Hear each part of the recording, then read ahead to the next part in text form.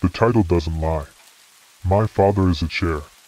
To be specific, he's a fully upholstered bright orange angel accent living room chair. The kind with wooden legs you'd find in any three-piece suit from the 70s. He's pretty comfortable, truth be told.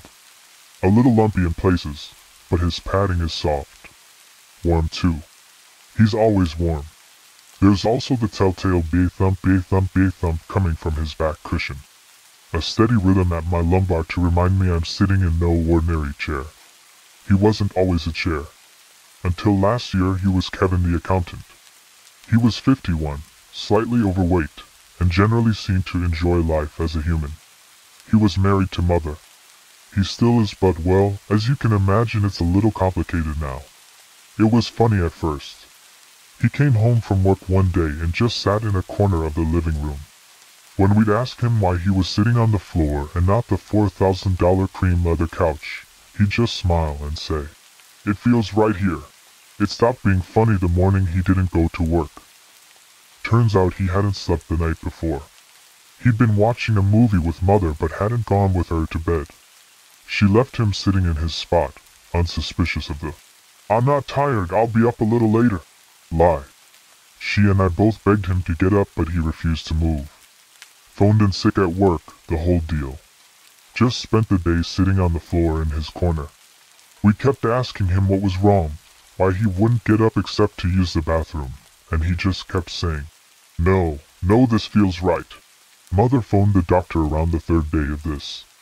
He'd stopped eating or drinking, you see. Stopped getting up to use the bathroom too. Surprisingly, though, there weren't as many accidents as you'd think. Once he'd allowed the last of the food and drink to leave him, it seemed to stop coming. We also didn't hear his belly growl despite going a day and a half without food. The doctor couldn't make sense of it. Their first guess was that it was psychosomatic, but that wouldn't explain the absence of digestive activity exposed by the stethoscope. They said they'd be back to take some blood samples in a few days after they liaised with some colleagues. Unfortunately, as I said, this was last year, 2020. We never heard back from the doctor thanks to the virus that shall not be named. I guess. Guy with gut troubles who refuses to move is low on the priorities list during a global pandemic. Somehow Mother managed to wrangle long-term sick leave with Father's company. Decades of loyal employeeism combined with Mother's attendance of every company barbecue and softball game helped Mr. Bannerfrag by the unexplained stomach concern requiring hospitalization. Excuse. I'll never forget that phone call. At the time, Father losing his job was the worst-case scenario for both of us. He'd always been the breadwinner. Neither of us could support ourselves without him. We'd lose the house in under a year. Father didn't seem too perturbed by Mother's frantic pacing, or the lies she wormed through the phone to Mr. Bannerfrag. He just stared at the wall serenely, hovering his butt half a foot from the carpet, balancing with his legs bent and his hands flat on the ground behind him. That night I fell asleep listening to Mother yelling at Father. He never yelled back. We started noticing the physical changes a few days later. That's when we realized this wasn't psychosomatic. Unfortunately, our shitty, best insurance deal on the market, doctor wasn't picking up the phone. We'd get passive-aggressive emails informing us they were waiting to hear back from colleagues. But that was it. This was not good. Especially not when the joints in Father's arms and legs had fused. The not goodness of the doctor's silence increased 1,000-fold when we sent photos of Father's hands and feet flaking off like discarded spider husks the following week. Did the response change? No. We got a very snippy email about shortages on ICU wards and a critical international situation.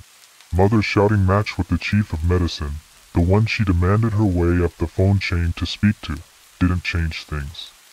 We were on our own. Mother spent all her time in the living room with Father. I'd help her wash him, try and make him eat, talk to him when she'd tire out and fall asleep on the rug. Every day of this routine brought with it new changes in Father's body. It started with his limbs, as you can probably guess. When his hands and feet fell off, there was no blood. They flaked apart, crusty and dry and brittle throughout. Even the bones of his toes and fingers had the density and consistency of dead skin. The wrists and ankles they left behind were smooth and hard. It was difficult to tell whether we were looking at flesh or exposed bone. The dark, shining surface seemed to blend into his normal arm at the base of the stumps. This discoloration would rise further up his limbs daily, and before long I awoke to see Father's head and torso fused to the wooden chair legs supporting my weight while I write this. Well, I use the term Father's head and torso in the loosest possible sense. By the time his limbs were completely replaced, the rest of him had undergone a slow, harrowing transformation of its own. His shoulders, and the arms attached to them, descended lower and lower. They found their final resting place at Father's pelvis, sat squarely behind his rigid legs. The chest area they'd left behind had its own problems. Day by day Father's neck retracted further inwards. It didn't stop when his jaw met collarbone, either. It pulled Father's head deep into his ribcage. His face flattened as the skull supporting it sank, forcing his eyes to point in opposite directions. Eventually, they slid down to where his nipples once lay, resting glassy and vacant on his pecs.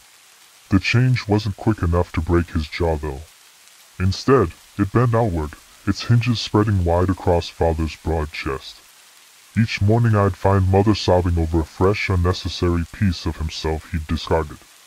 Hair, ears, nose, his thingy. All of them flaked off and crumbled to dust in her hands. He lost the ability to speak as his head withdrew. Unsurprising though, right? He made his intentions clear before he went. The last words he ever said to me. Don't cry.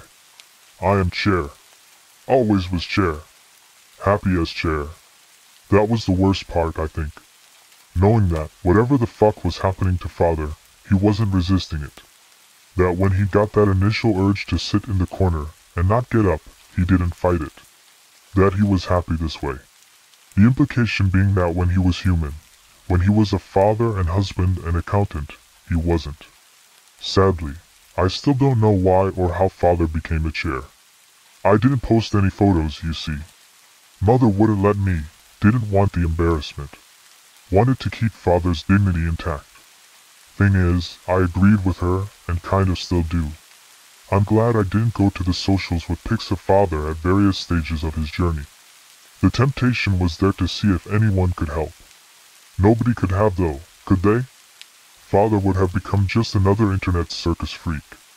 I've done enough research and digging over the months to know that whatever happened to Father, he's the only one.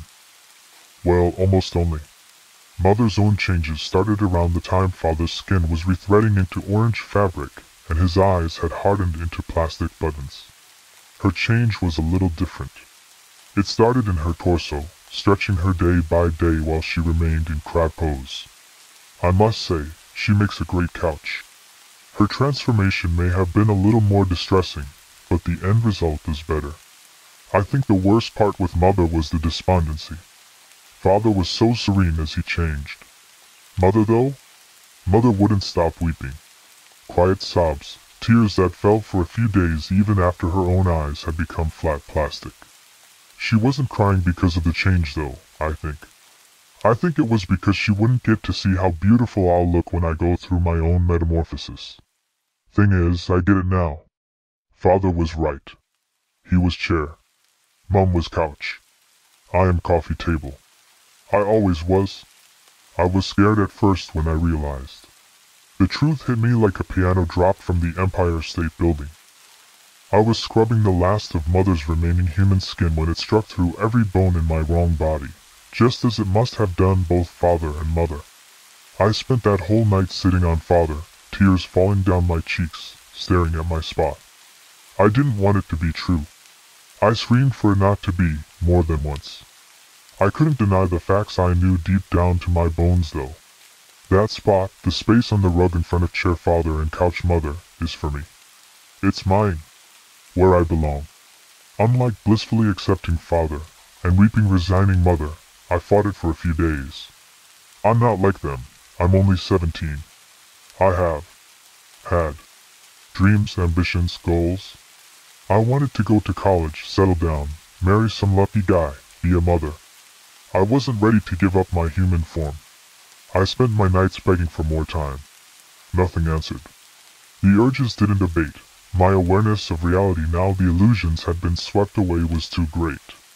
When I have slept this last week, or so my dreams have always been the same. I dreamt of true reality, of how I now know things should be. I dream of me in my place, my body elongated and wooden and flat as is right, as is correct, as is natural. I have long, blissful slumbers filled with the feeling of hot ceramic mugs on my tabletop and thick carpet beneath my four legs. I can't fight it anymore. I'm posting this here but also printing it out to leave as a note for the removal guys. I want them to be careful with us when the bank repossesses the house, and we end up in storage. Please keep us together, if you can. We're a set. Father's sick leave ended months ago. As you can imagine, the foreclosure notices have been piling up. I stopped caring about the pile of mail under the door around the time that Mother's ribcage split and flattened into her wide pinstripe velvet upholstered back. I haven't been hungry in days, or thirsty.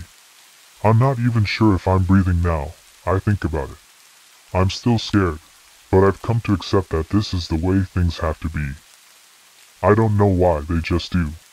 Maybe it's a curse. Maybe this house is buried on some ancient ritual site. Maybe it's just some freak anomaly of physics. Who knows? Whatever the reason, I have to suck it up and accept the way things are. This body, this walking wobbling mass of skin and bone and ghibli bits that I love so much, isn't right. It isn't mine. I'm not meant for it anymore. Once I post this and print a copy for the removal guys I'm going to get in my spot. Then it's just a case of closing my eyes and waiting. I can already feel my limbs pulling inward, my thighs and upper arms sliding to where they'll meet at my navel in a few days. There's a tugging on the back of my knees where they'll bend in on themselves, and all 20 of my fingers and toes grow number with each hour that passes.